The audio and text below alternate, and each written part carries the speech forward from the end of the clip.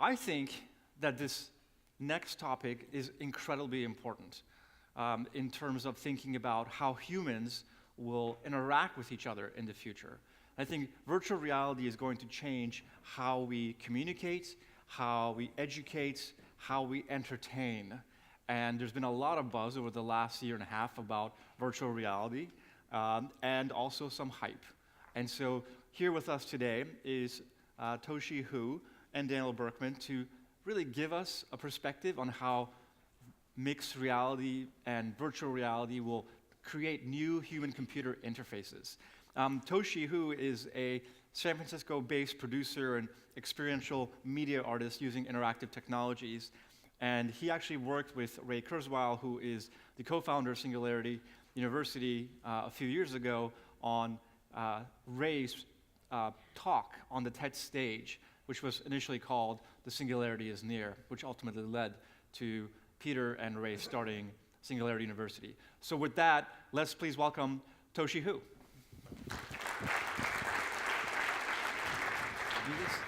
No, I got one.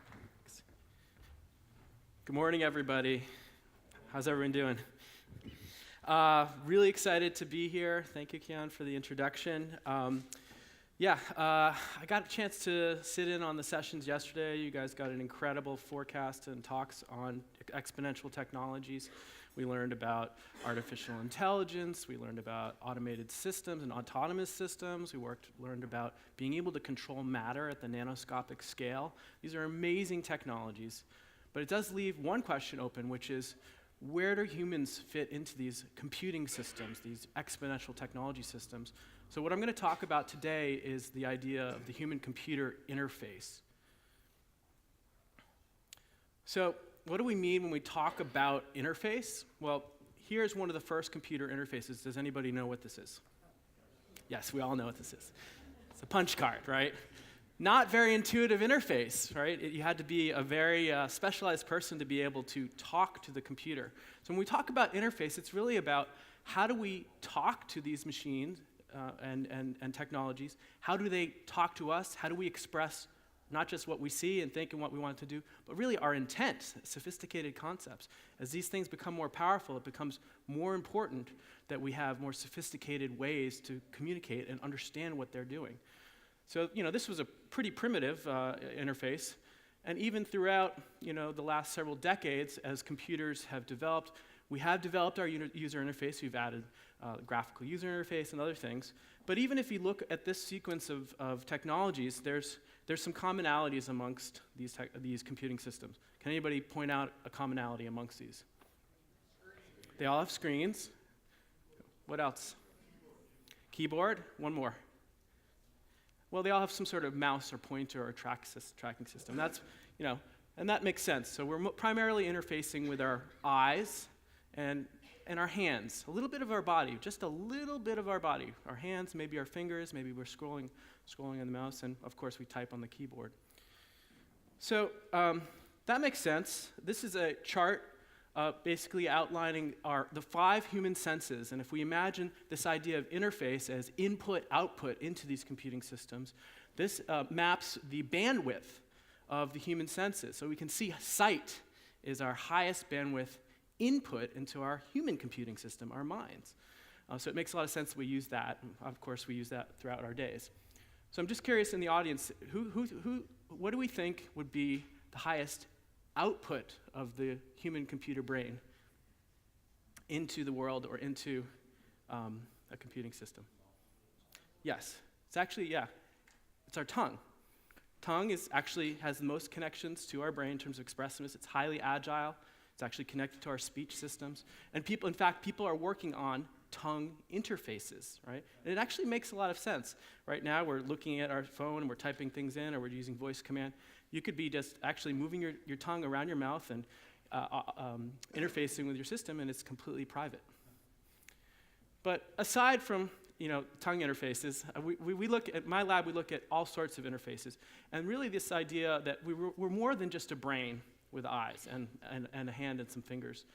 There's a new idea in virtual reality that's probably the most exciting to me, which is this idea of embodied cognition. And what that means is this idea that we actually don't just think with our brains. We actually think with our whole bodies.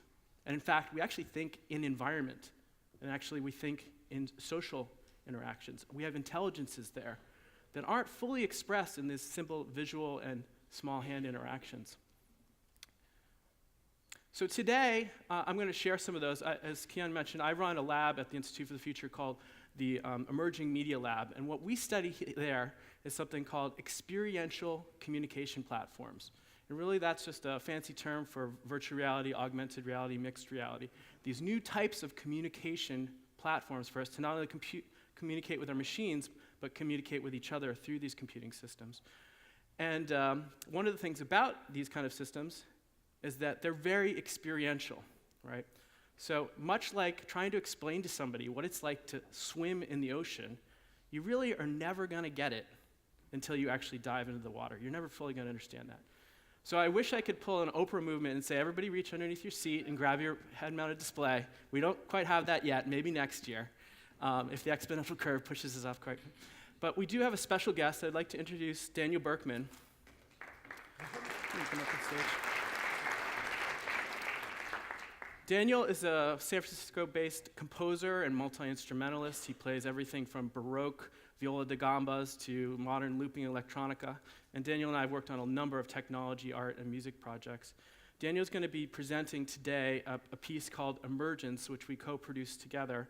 It's a virtual reality music composition. Daniel, if you want to put on the headset.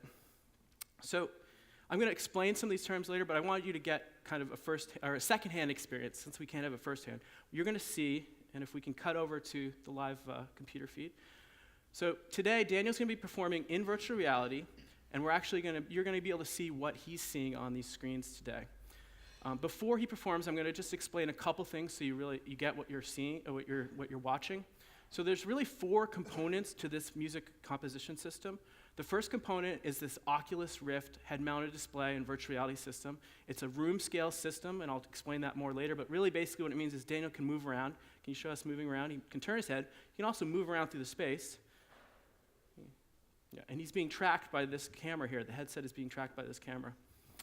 The second component is this small camera that we've actually attached to the front of the Oculus. It's called Leap Motion. It's a special little camera it's specially designed to actually track human hands. So Daniel, can we see your hands? As you can see, in real time, it's tracking his hands through a computer vision system and tracking all of his bones. And that allows Daniel to have something that's really important in virtual reality, which is called agency. I mean, in any reality, you don't want to just be viewing that reality. You want to have some agency. So, and then the third component is this software, Lyra VR. This is actually a beta version of this software. It's not commercially released. It's a little rough around the edges, but that's where we like to operate. And what that is, and we'll demonstrate it. Actually, let's load it up. Okay. And while that's loading up, I'll just tell you, the fourth component of this system is this computer right here, Daniel Berkman, right? We're going to be talking about, this is a demonstration around human interface. So he's going to be interfacing with this virtual world through these technologies, the software and hardware technologies. So let's give him a quick tour of Lyra VR. So basically, Lyra VR is a immersive music composition software. We were able to create some notes. Let's just show us the notes that you have in there. Oh, we're not getting audio? There you go. Okay, so we have a Koto sound. We have a drum kit, piano, and marimba. So let's actually spawn some piano note so they can see how that's. So this is how you create a composition in this space. Okay, let's play that note. Let's just hear how that is. Okay, and maybe let's spawn some more notes off of that. Great, and maybe let's move them around a little bit. You'll see here that Daniel's actually able to move these nodes around through space. So basically, he's creating virtual objects that allow him to position those in space. And then let's play those. Great. And actually, let's tune those. Let's create a chord.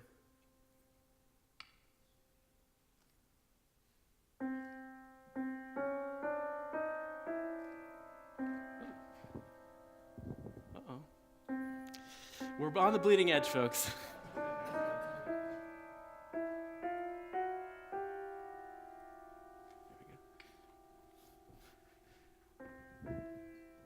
Okay, beautiful.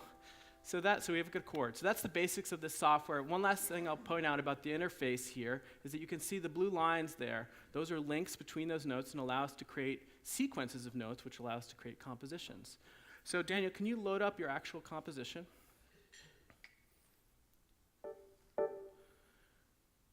So here we go. And remember let's edit out that green one there.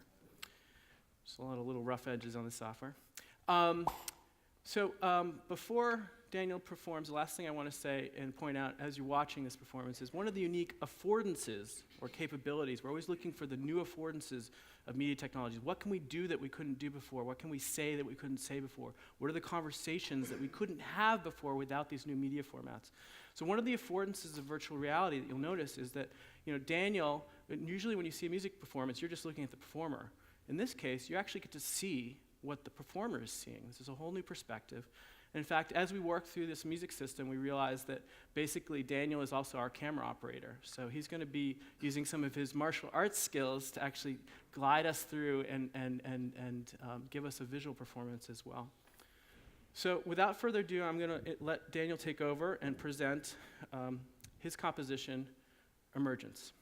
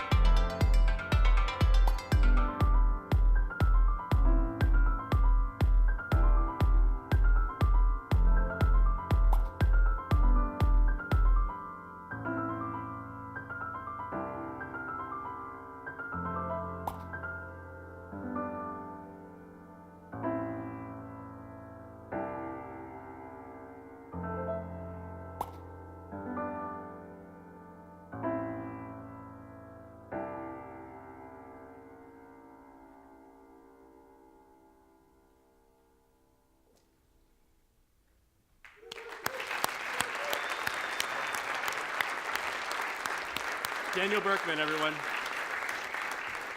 Can we just get one more round of applause for Daniel? He's been working on this for several months. Thank you. Thank you so much, Daniel. Yeah.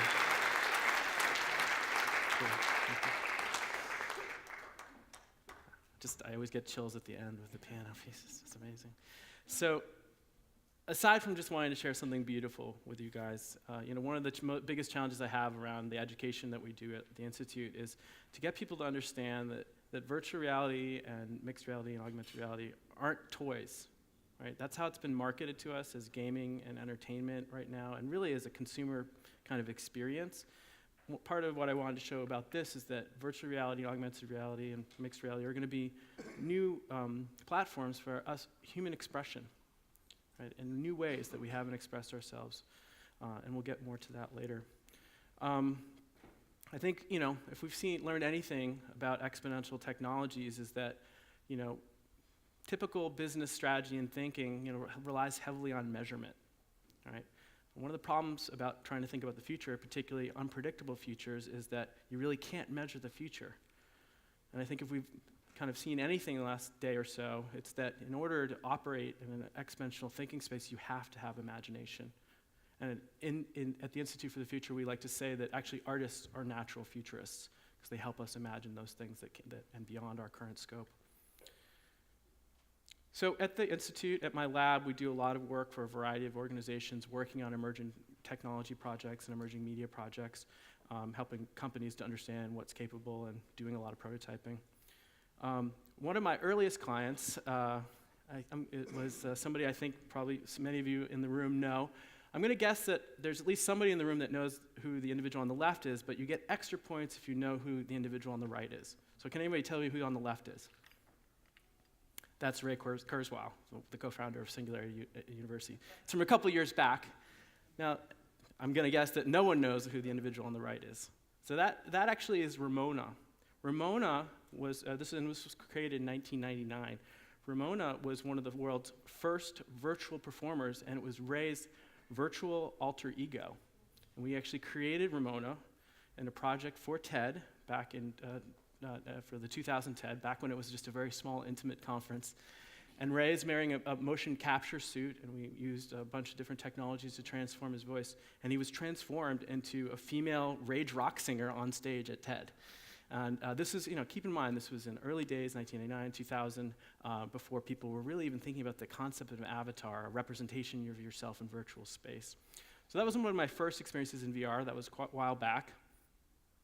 And of course, we've all been kind of getting ready for VR for many decades through Hollywood's representations of it. I want to kind of unpack this term VR. There's a lot of actually important concepts that are under the umbrella of VR, and we're going to go into those. So I think terms like, when people say the word VR, they're actually talking often sometimes about virtual reality, but sometimes they're talking about augmented reality or mixed reality or merged reality, and I'll go into all these ideas. And also this idea of 360 video, which is trying to enter under that umbrella, but we'll address that.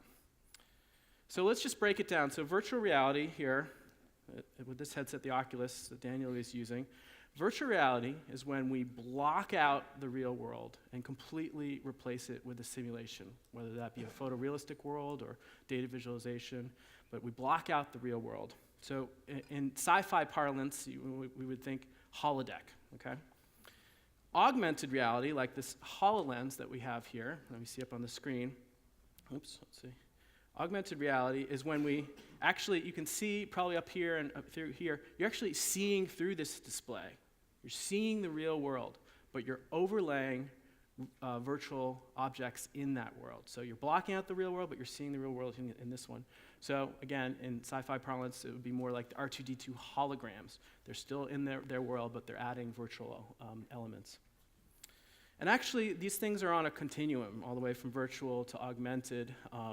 And really what it's about is the amount of opacity to the real world. So we have sort of kind of augmented reality over here. We have real world on one end. We've got completely virtual. We've got augmented reality kind of in the middle. And there's even a term called augmented virtuality, where you're in a virtual world, but you have some real world things in that world. Now, this whole continuum is generally referred to as mixed reality.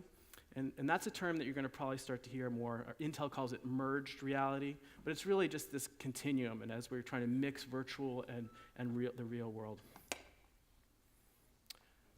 At the Institute for the Future, we also like to talk about virtual reality and augmented reality as immersive computing and ambient computing. And again, this is to reinforce this idea that this isn't just an entertainment experience or a toy. These are computing platforms. These are computing interfaces. So we've seen a lot of excitement in the last year about virtual reality, especially in 2016. We saw the launch of a lot of hardware. But people have been working on virtual reality since the 50s.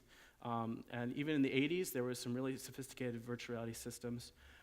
And actually, if you look at the system from NASA in '85 and the systems we see now, there actually isn't that much difference between those systems.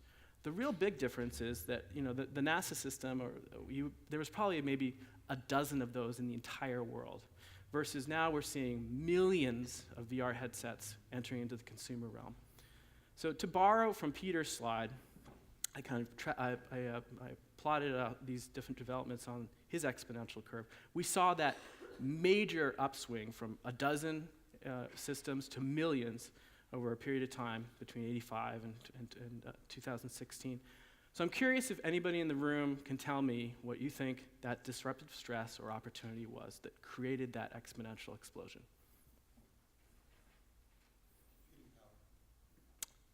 Not quite. Not quite. What happened between '85 and 2016? Yes. It's in your pocket right now. It's in your pocket. You had the computing power. It had sensors that could tell where it was. It had a beautiful low-cost display. It had an audio system. It was even attached to the internet pretty much all the time. So what we really need to do to create virtual reality, they were spending millions or hundreds of thousands of dollars around those systems for NASA. We just needed to take our smartphones and strap them to our faces. And that's actually literally what people were doing. The very first commercially available VR system headset from Oculus was a Kickstarter campaign in 2012. Palmer Luckey put this up. He was hoping to raise $250,000. Yielded $2.4 million. It was the most successful Kickstarter campaign of its time. And he sold, thousands of these units at $300 a piece. But essentially, inside, it really was just a smartphone inside a viewer. And that's what Google Cardboard is. It's just literally a piece of cardboard with two lenses and then leveraging the power of your smartphone inside of it.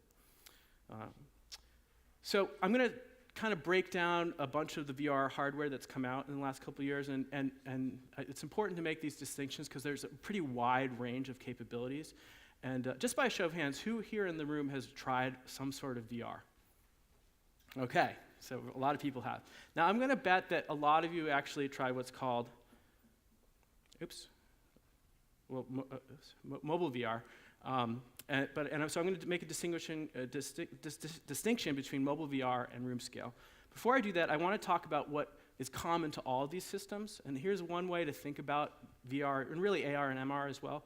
It's really some form of visualization, data visualization, combined with some form of spatial tracking. So visualization and tracking, right? We're visualizing either fantasy data, like some sort of fantastic contraption, or maybe a car that your company is designing and your team is collaborating on. And then some way to track yourself and create an interface that allows you to believe that's a virtual world. So the first category, again, that most of you probably tried is a category called mobile VR. So that would include the Google Cardboard, their new Google Daydream, the Samsung Gear VR. And as I mentioned, these leverage your mobile phone. And because of that, they're very low cost, everything from $10 to $100. But there's some pretty serious limitations around mobile VR. So if you've tried mobile VR, and I suggest you also try room scale as well. One of the limitations is something we call, that it's limited to what we call 3DOF. And what that stands for is 3 degrees of freedom, meaning you have only 3 degrees of freedom. You can look in 3 directions, but you can't walk around. You're fixed in position. In fact, if you try to walk around in a 3DOF system, you might actually get physically ill because your visual world is not matched. You're not being tracked in space. You're just able to rotate in directions. You're also, for most of these systems, lacking agency. There's some controllers, but for the most part, you're not actually controlling much. You don't feel much of a sense of embodiment in those worlds, and really, those limitations lead to a limited sense of presence, which is one of the main affordances of virtual reality. Now that said, there's 20 million plus of these units shipped, so it's by far had the largest consumer penetration. So room scale VR, that's like the system that Daniel was using here. So this is the Oculus Rift, there's also the HTC Vive and the Sony PSVR. And these systems tend to cost around $500 to $800, but they require a pretty powerful gaming computer to run the visuals that need to happen there. So you're looking at a system like this between $2,000 and $3,000, plus you got to bring a whole system and a team to set it up. So it's not as easy as a mobile system. But as we saw with Daniel's performance, we have 6 DOF, 6 degrees of freedom. So you can look in 3 directions, and I can move in 3 directions in the room. So you have freedom. That gives us that embodiment and sense of presence in that world. You also tend to have hand controllers. In this case, we use Leap Motion, but you have hand controllers in the other systems that give you agency. And you see those visualized, which gives you the sense of embodiment in that world. The third type of virtual reality is 360 video. And again, this is probably the most common VR that people have experienced. Really what that is taking regular video cameras and stitching those together to make basically a ball of video around that you can look around. And like mobile, you can't move anywhere. You can just turn your head, but you can't walk through that world. You have for the most part, no interactivity with that space. So it's immersive, but I really wouldn't put it in the category of virtual reality. That said, it's the easiest immersive content to produce. You don't have to program anything. You just plop one of these cameras. The Samsung camera is only $100. The Jaunt is like a $90,000 camera, but it's relatively easy to produce a 360 video, and it's also very easy to distribute. Both YouTube and Facebook will allow you to upload one of these 3D videos and view it either on a desktop screen, a mobile screen, or in your full VR system. But being trapped in a bubble, not being able to touch anything, and not being able to walk anywhere is not really a reality I want to spend a lot of time in. So this is the infamous Gartner curve. We can see that they've tracked virtual reality just getting out of the trough of disillusionment and climbing that slope of enlightenment. I would say this is an accurate tracking if we're talking about hardware, right? We've had an explosion of hardware that have given us these new capabilities, but content is definitely lacking. So that's another kind of misunderstanding people have. They try VR right now and they say, oh, this isn't that useful. Well, that's because content is we're literally in year 1. And it takes a while for those things to develop. So I'm forecasting 3 accelerators that are actually going to be happening in the near term, and they're all around content and the exponential transformation that we're going to need to see in content. So the first one is user experience. So right now, almost all VR experiences are solo experiences. What's the icon of VR, right? Is somebody with an isolated human being with literally a blindfold on their face. Well, very quickly, and in many cases already, you're going to be able to be in these virtual spaces and collaborating in these spaces on 3D worlds and creating and designing and presenting. Facebook, some of you may know, paid $2 billion to buy Oculus, that Kickstarter campaign we talked about, because they understand that that's the future of social computing. The second accelerator that we are looking at here is on the content development side. So another kind of misleading characteristic of a lot of VR content right now is that you have to be an expert to create VR experiences. So pretty much you have to either be a computer programmer or a game designer. And coincidentally, almost every VR experience that you'll see right now is either a game or a technology demo. And of course, that's very interesting only to a limited subset of people. So much like the web, initially was only able to be authored by professional web developers, and then we got things like Squarespace and MySpace and even Facebook, where anybody, a teacher, a doctor, a researcher, a business person, can suddenly use this as a communication space to collaborate with their peers and to create new ideas. So we're going to see those start to come into existence. We've already seen some early signals of that. In the next 6 months, you're going to start to see essentially PowerPoint for VR, right? Probably the primary business case, use case for business users is going to be just presentation of 3D products or 3D environments in the collaboration space. And you're going to be able to essentially, just like PowerPoint, like create a document, drag 3D objects into that, and then invite your peers to collaborate with you in that environment. The last accelerator that we're anticipating right now is a little bit more tricky, is around the complexities of distribution. Right now, it's a siloed app store model, very similar to your mobile phone. So you have to go to the Apple store to buy your iPhone apps, or you go to the Android store. And aside from limiting discoverability, you can't actually, for the most part, link between experiences, between apps. And of course, for virtual worlds and kind of a metaverse, the idea of multiple worlds, you want to be able to link between those worlds. Now, so we want to work more towards an open ecosystem, much more like the World Wide Web, right? And in fact, that's what they call it, is they call it Web VR.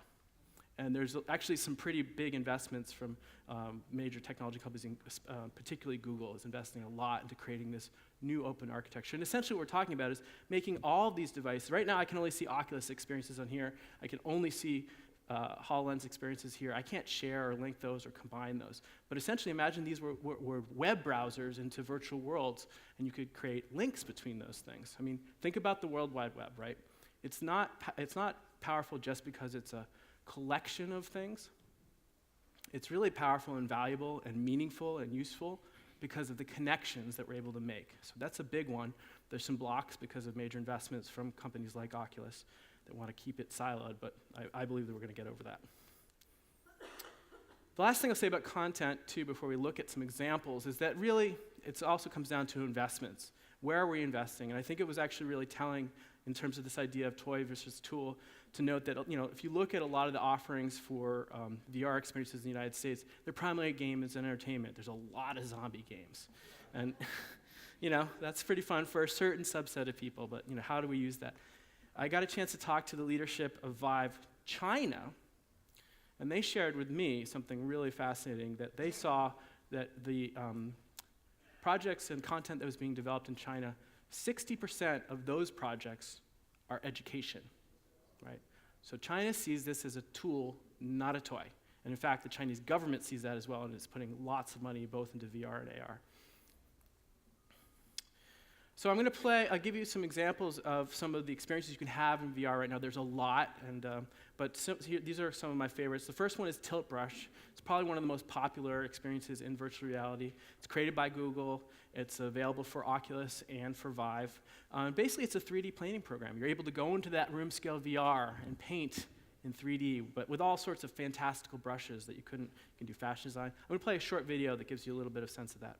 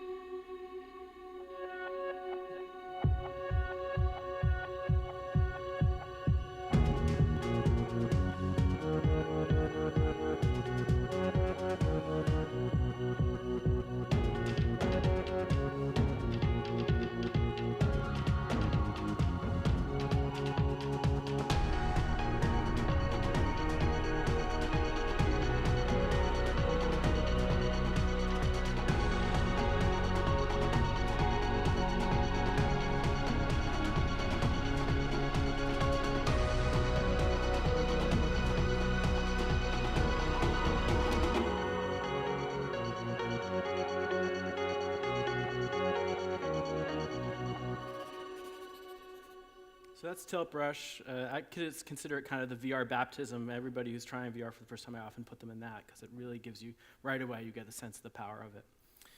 The next content example I want to give is actually the most profound example of VR capability that I've seen in the last year. It's a project from Duke University.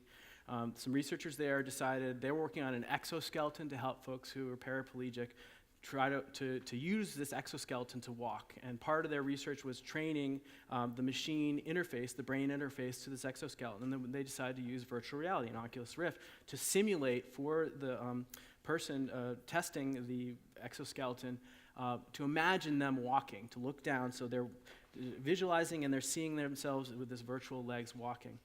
And what they found was that it was actually, the study was quite successful. They were able to help researchers figure out how to control the exoskeleton legs, and that was really wonderful. The profound part of this story is that after the study was over, what they found is that the people who participated in the study actually started to get movement in their legs again. This points to this idea that, aside from being able to kind of create virtual worlds and whatnot, VR has the power to actually help us visualize things and actually work with our brain plasticity and change our own brain. So when we talk about exponential uses, this is the realm that we're talking about. So real quickly, I want to get through ambient computing, also known as augmented reality. I've got a HoloLens here. Again, recap, this is where we see the real world, but we add things on top of it. It's somewhat more challenging technology because you have to track the real world and replace only parts of it.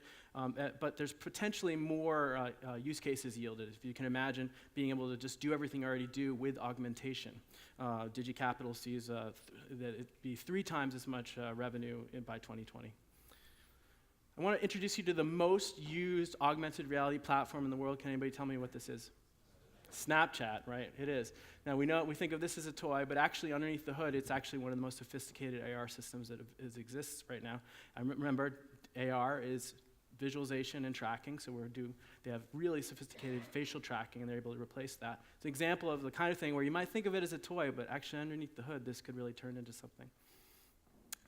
Real quickly, there's kind of 3 types of tracking that AR uses. There's GPS-based, the most common that you're familiar with probably is Pokemon Go.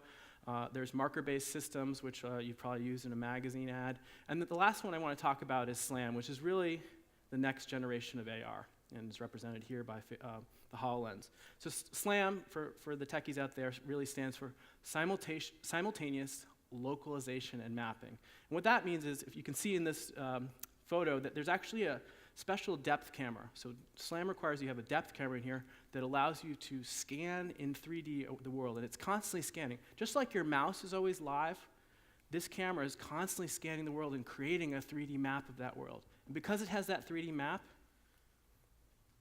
it's able to, creates that 3D map, it's able to lock itself, it knows where it is, it localizes itself, so you can move through that world, and it can keep the visualization locked to that space. This is a wearable computer, but it also allows you to basically create visualizations anywhere.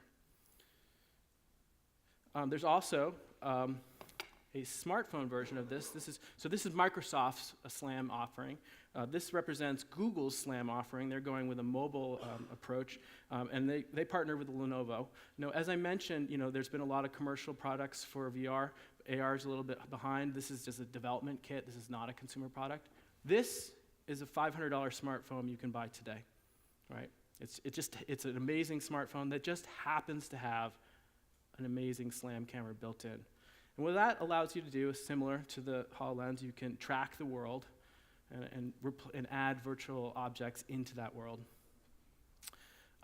Applications that we're starting to see already, my lab is actually working on a museum exhibit for the San Jose Technology Museum around anatomy. I just visited the Detroit Institute of Art that's actually giving these out to visitors. They're able to look at things like a 3D MRI of the skeleton inside this mummy case. Lowe's, who I believe is an IPP member, has an app on this phone that allows you to place appliances in your house already. And they're actually opening stores now where you can get one of these at the front door, and you can type in something you want to buy. It'll show you a line on the floor and guide you through the store and then give you extra information. That's available in the world now. My favorite business case, though, for AR is a story from Newport Shipyard. So this is one of the largest shipbuilding companies in the world. When they build a ship, they have to put in what's called temporary structures. And at the end of the building process, before they can deliver that ship, they have to go through with an engineer who audits the temporary structures and basically marks them up and says, okay, this should be there, this shouldn't be there. And the way they've traditionally done that is with a stack of drawings this high, and 2D drawings. You go into the room, you're like, okay, is that supposed to be there? Let me look at the other angle. No. Okay, I'm going to do the work order. That goes into someone else's stack of papers. Typically, this process takes 3 weeks to do a whole ship. So they have a pilot program where they're using an AR system based on a tablet where the engineer can go in and look around the space, and actually, as you can see the green things are supposed to be there, the pink things are not. You can very quickly and just say, oh, that's not supposed to be there. It is there. Tap, work order, gets sent to the person who's going to remove it. They can see it in place. So when we talk about exponential change, I mentioned this process used to take an engineer 3 weeks to walk through the whole ship. Using this system, they're able to do this audit in 90 minutes. Okay, so things to think about anywhere where you're doing things that spatially, this is going to be a powerful technology.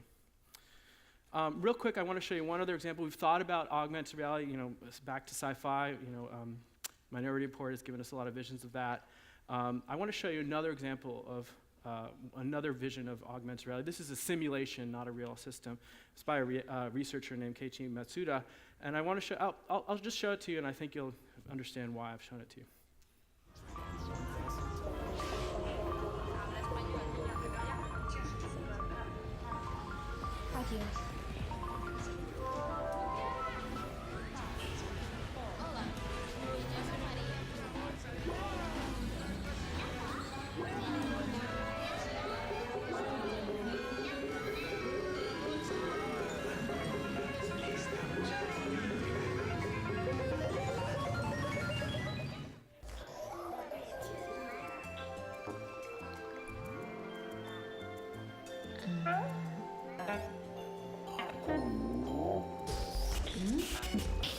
¿Qué está pasando?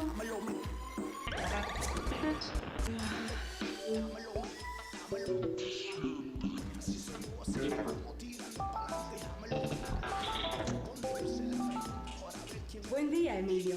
¿Qué puedo hacer por usted? ¿Qué está pasando? Mis puntos están bien.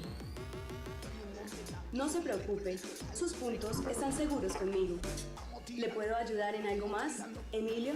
Yo no soy Emilio, yo soy Juliana Restrepo. Por favor, espere.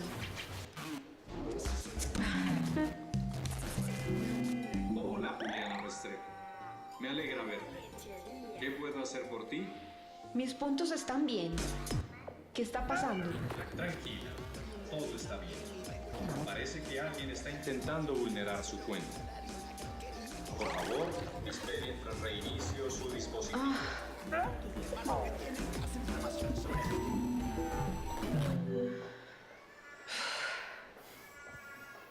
So aside from showing us what an augmented world might look like, it also shows us what an overwhelming augmented world might look like, right?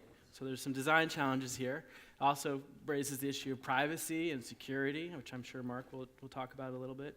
So I don't want to be all rosy, but there are some concerns that we have. For example, we already have issues with addiction to technology. What's that going to be like when we have these really compelling immersive worlds?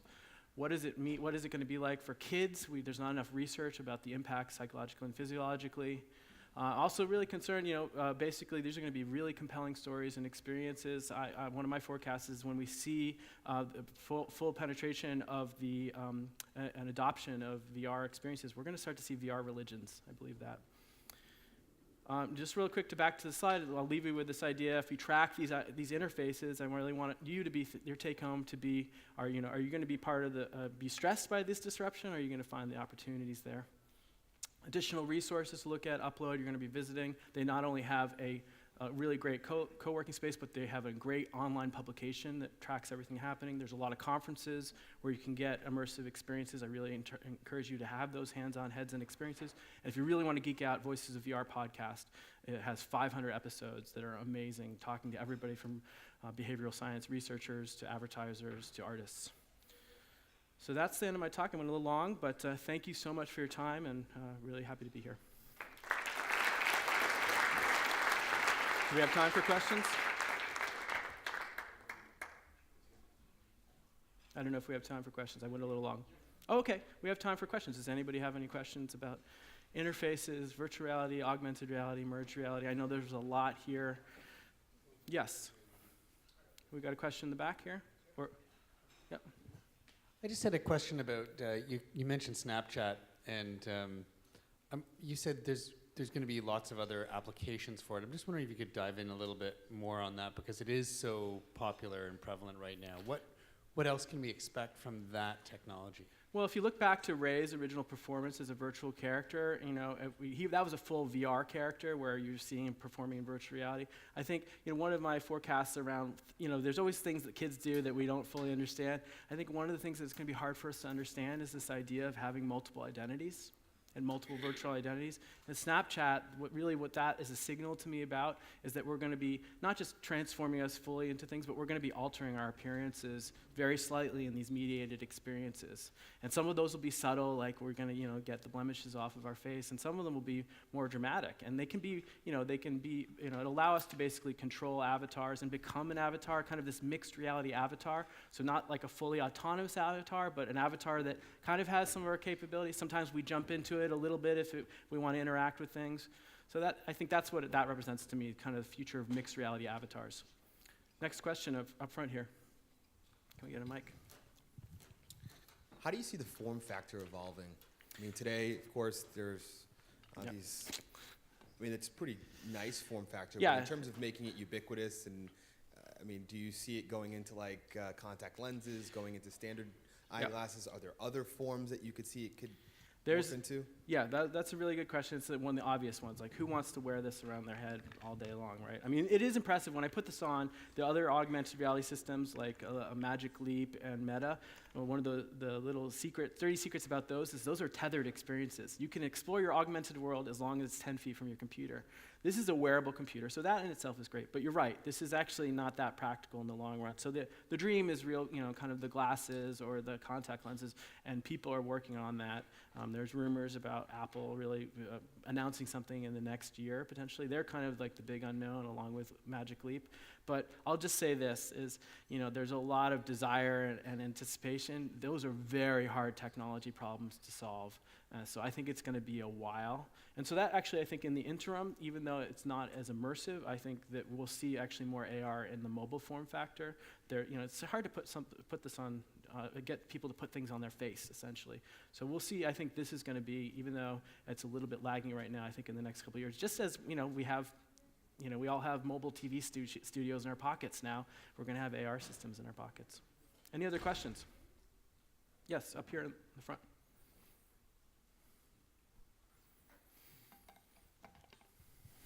I got a question regarding the self-driving cars. To what extent do you think that these kind of virtual reality will render self-driving cars obsolete to a significant extent, traveling back home and to work in the near future? Because this ultimately solves the problem of being around when you need to meet people in the first place. You don't need to get into your car at all. Right. So yeah, one of our senior researcher at the Institute has an article called Better Than Being There, and he believes that it's really not just good enough to simulate being somewhere, it actually is going to have to be better than that. I think it's going to be quite a while. I think we're going to see some areas, I mean, obviously like kind of the video conferencing experience, and I've actually tried VR video conferencing experience, and it is significantly better than video conferencing. The ability, the amount that we communicate with our bodies in subtle cues is really key that you just lose on a flat screen. But to your question, I mean, I think there's going to be a range, right? There's going to be certain people who hold out and really want to have real-world experiences.